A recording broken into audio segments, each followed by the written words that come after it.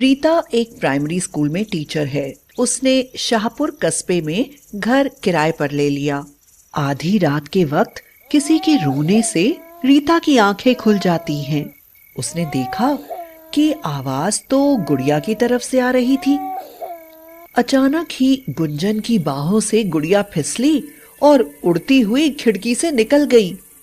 रीता उठकर खिड़की के पास जाती है और देखती है कि खिड़की से गुड़िया निकलकर उड़ती हुई उसी गांव की ओर जा रही है जहां वह पढ़ाने जाती है। मैं इसका पता लगाने की कोशिश करूंगी। अगले दिन से स्कूल खुल चुके थे। केवल 3 बच्चे आए थे, वह भी एक ही घर के भाई बहन थे।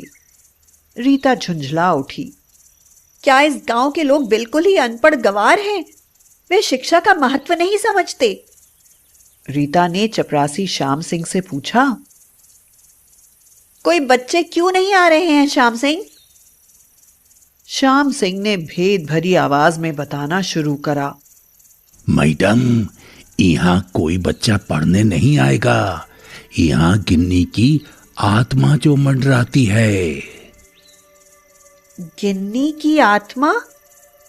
गिन्नी का ही तो जिक्र बच्चे कर रहे थे। हाँ, गिन्नी वही के भाई बहनी आवत है पढ़न का। वह केहू का नहीं टिकन देत है। काहू का सर फोड़त है, काहू की टांग तोड़त है। वह वही के भाई बहनी को कछु ना होत है। अब समझ में आया कि घर इतने कम किराए पर क्यों मिला है हमें, और मेरे पड़ोसी मुझसे कटे कटे क्यों रहते हैं। वह घर भूतहा घोषित हो चुका है। रात में सभी लोगों को वहां से रोने की आवाजें सुनाई देती हैं, इसलिए वह घर कोई किराए पर लेने नहीं आता होगा। मुझे गिन्नी के घर लेकर चलो। चलो मैडम। गिन्नी के घर में पहुंचकर रीता ने गिन्नी का विवरण पूछा तो उसकी मां रोने लगती है और अपनी दर्द भरी दास्तान सुनाती है। मैं शहर में एक वकील के यहाँ चौका बर्तन का काम करती थी। गिन्नी भी मेरे साथ कभी कभी जाया करती थी वहां। रीता गिन्नी की मां की आगे की कहानी सुनने लगी। कहते कहते उसे वे दृश्य याद आने लगे। उस वकील की बेटी नेहा के पास एक बहुत सुंदर गुड़िया है माँ। मुझे वह गुड़िया बहुत पसंद है।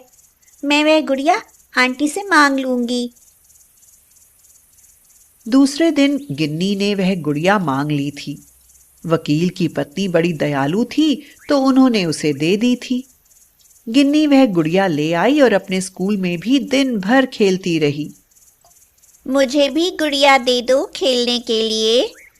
बड़ी मुश्किल से तो मैंने मांगी है, मैं किसी को नहीं दूंगी। हाँ अच्छा, मैं आज इससे खेल लूं, कल तुम्हें दे दूंगी। पक्का? हाँ पक्का वादा।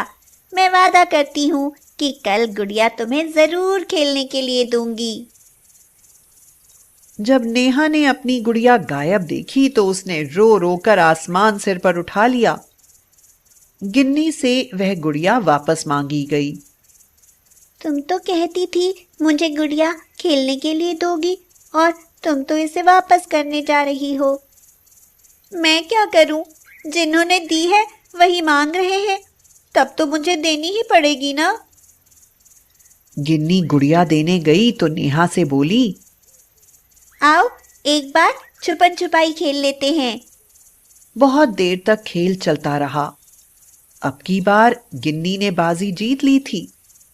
बहुत देर हो गई लेकिन वह ढूंढने से मिल ही नहीं रही थी।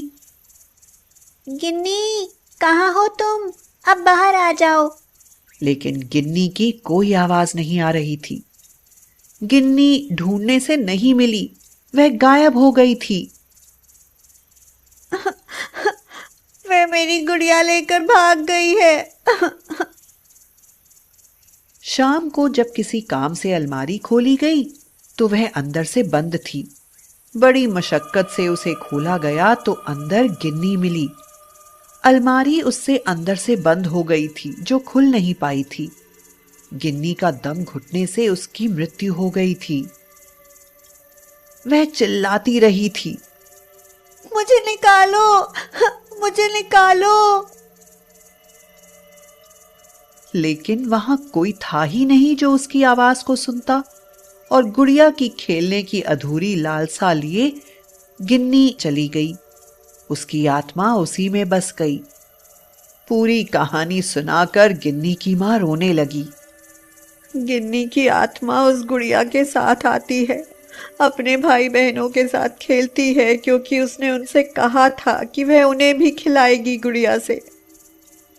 रीता को सारी बात समझ में आ गई। उसने पुजारियों से और तांत्रिकों से संपर्क किया। उन्होंने बताया, उस बच्ची की आत्मा उस गुड़िया में बसी हुई है। उसे संतुष्ट करने के लिए हवन करना होगा। उन्हें वही चीजें भेंट करनी होंगी। रीता ने कुछ गुड़ियां गिन्नी के भाई बहनों को भेंट की। उसने कई तरह की कई आकर्षक गुड़ियां खरीदी और उसके बाद एक हवन करवाया गया। उसके घर में जिस दिन हवन हुआ, उस दिन उसने गिन्नी की शक्ल को देखा। बहुत ही प्यारी बच्ची थी। पुजारी जी के आवाहन पर उसकी आत्मा आई और सबने आश्चर्य से देखा कि सभी गुड़ियां गायब हो गई थीं और साथ में गिन्नी भी। दोबारा गिन्नी की आत्मा कभी नहीं दिखाई दी। उसके भाई बहन गुड़िया लेकर उसका इंतजार ही करते रह गए। वे अपनी गुड़िया गिन्नी को दिखाना चाहते थे,